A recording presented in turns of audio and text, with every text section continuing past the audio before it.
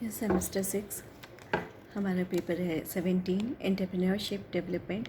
Entrepreneurship development में 7th unit चल रहा है जो कि एक्सपोर्ट मार्केटिंग के बारे में। एक्सपोर्ट मार्केटिंग में हम देख रहे हैं कि एक्सपोर्ट मार्केटिंग क्या होता है, और अगर स्टार्टिंग एक्सपोर्ट कोई भी बिज़नेस स्टार्ट करते हैं फ्रॉम अदर कंट्री तो उसमें हमको किन किन स्टेप्स को फॉलो करना होता है। तो उन सबको हमने देखा। नंबर 1 था हमारा एस्टैब्लिशिंग एन ऑर्गेनाइजेशन, फिर उसके बाद था हमारा ओपनिंग अ बैंक अकाउंट, फिर obtaining permanent account number pan number जो कि होता है, फिर उसका obtaining importer and exporter code IC number लेना होता है, फिर रजिस्ट्रेशन का मेंबरशिप सर्टिफिकेट लेना होता है, फिर सिलेक्शन ऑफ प्रोडक्ट है, फिर किस प्रोडक्ट को हम एक्सपोर्ट करेंगे इम्पोर्ट करेंगे उसको हमको सेलेक्ट करना, फिर सिलेक्शन ऑफ मार्केट्स होता है कि कहाँ पे हम किस मार्केट में करेंगे, किस कंट्री से डीलिंग करनी है, फिर फाइंडिंग एंड बायर्स जो फाइंडिंग करनी होती कि बायर्स हमारे कौन है, उनके बीच अपने प्रोडक्ट के लिए बात करनी होती है, फिर सैम्पलिंग करनी होती है उनकी। इसी के साथ साथ हमारा होता है कि प्राइसिंग एंड कॉस्टिंग, उस चीज़ पे कितनी हमारी कॉस्ट आ रही है, किस तरह से वो सब लेबलिंग करनी होती है। फिर नेगोशिएशन विद बायर्स, फिर नेगोशिएशन विद बायर्स होता है कि उनको किस तरह से क्या क्या चीज़ें देंगे और किस तरह का क्या फ्यूचर है, फिर किस तरह से कंटिन्यूटी बनी रहेगी, वो सबको हमको देखना होता है। फिर कवरिंग रिस्क थ्रू, जो रिस्क होता है कोई भी सामान कहीं भेज रहे हैं तो उसमें जो रिस्क आता है भेजने में, उसकी क्या कहते हैं, आप कहीं पे एक्सपोर्ट कर रहे हो तो उस गुड्स के ऊपर, वो जो गुड्स आप भेज रहे हो तो प्रॉपर एक उस चीज़ पे कि सही सलामत पहुंच गया, बीच में कोई चीज़ में दिक्कत नहीं हुई, वो चीज़ टूटी फूटी नहीं। सो मैंने रिस्क फैक्टर्स आते हैं तो उनको रिस्क को हमको कवर करते हुए इन सब के साथ साथ हमारा बिज़नेस होता है। फिर इसका है प्रोसेसिंग एंड एक्सपोर्ट ऑर्डर। फिर जो एक्सपोर्ट ऑर्डर होता है तो वो किस तरह से होता है, उसकी प्रोसेस हम लोग देखी कि confirmation of order, of procurement of goods, quality control, finance, labelling, packing and marking, फिर उसके बाद इंश्योरेंस, डिलीवरी, फिर कस्टम्स प्रोसीजर्स, इन सब के साथ साथ सब देखते हुए कस्टम्स हाउस एजेंट्स, फिर डॉक्यूमेंटेशन, फिर submission of document to bank, ये भी इन सब चीज़ों को देखते रियलाइजेशन ऑफ एक्सपोर्ट प्रोसीड। इन सब के बाद अब हम लोगों ने देखा, नेक्स्ट हमारा पॉइंट था इसमें इंटरनेशनल बिजनेस एनवायरनमेंट। जब हम इंटरनेशनल लेवल पे बिज़नेस कर रहे हैं तो वो इन्वायरमेंट कैसा होता है। जब हम अपनी कंट्री में कोई बिज़नेस करते हैं नेशनल लेवल पे, होम जो डोमेस्टिक लेवल पे हमारा बिज़नेस होता है वो डिफ़र होता है, क्योंकि हम वहाँ के इन्वायरमेंट को समझते हैं, वहाँ की सोसाइटी जहाँ से हम बिलोंग कर रहे हैं वहाँ की सब चीज़ों को, रूल्स को, गवर्नमेंट को, जो बैंक्स हैं उनके जो रूल्स हैं, नॉर्म्स हैं, उन सब को, जो हमारा प्रोसेस है डॉक्स के जिसके थ्रू हम भेज रहे हैं, तो वो सब हमारे काफ़ी कुछ अंडर नोन और कंट्रोल में होता है। काफ़ी द कंट्रोल डैट मीन्स कि हम वहाँ से बहुत चीज़ फैमिलियर होते हैं।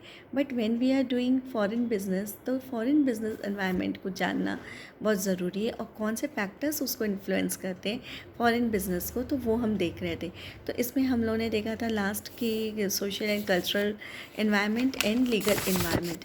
और लीगल इन्वायरमेंट के में हमने देखा था कि इसके 3 एस्पेक्ट्स थे: local domestic law, international law and domestic law in the firm's home base. Now today we are seeing इसी में इन्वायरमेंट में economic environment. The purchasing power of people in a country is a crucial factor in determining the demand for products. Marketers must pay close attention to major trends in income and consumer spending patterns, the nature of the economy, the stage of development of the economy, economic resources, the level and distribution of income, etc., are all very important factors in marketing. Marketing में ये सब चीज़ें बहुत effect डालती हैं। Firms need to be aware of the economic policies of countries and the direction in which a particular market is developing economically in order to make an assessment as to whether they can profitably satisfy market demand and compete with firms already in the market. जब आप कहीं पे market में काम कर रहे हो, कहीं पे आपकी फर्म स्टैब्लिश हुई है, कोई प्रोडक्ट आप बना रहे हो, यू आर मैन्युफैक्चरर या आप सेलर हो, तो इन सब चीज़ों को ध्यान देना बहुत ज़रूरी है कि अभी मार्केट में क्या ट्रेंड है, किस तरह का फैशन है, किस तरह की चीज़ों को लाइकिंग हो रही है, किस तरह को लोग डिसलाइक करते हैं, वहाँ पे क्या उनकी डिमांड है, क्या उनकी अकॉर्डिंग नीड को देखते हुए अपना काम करना होता है। Now next is political environment. Politics has come to be recognized as the major factor in many international business decisions, especially in terms of whether to invest and how to develop markets. Politics is linked to a government's attitude to business and the freedom within which it allows firms to operate. Unstable, unstable political regimes expose foreign businesses to a variety of risks that they would generally not face in the home market. कुछ circumstances change होती हैं जो कि home market में नहीं face करते, but when we are doing या entrepreneur is working in a export business और अदर कंट्री, तो वो कुछ चीज़ों को, कुछ पॉलिटिकल इश्यूज़, कुछ चीज़ें कुछ इफ़ेक्ट करती हैं. This often means that the political arena is the most volatile area of international marketing.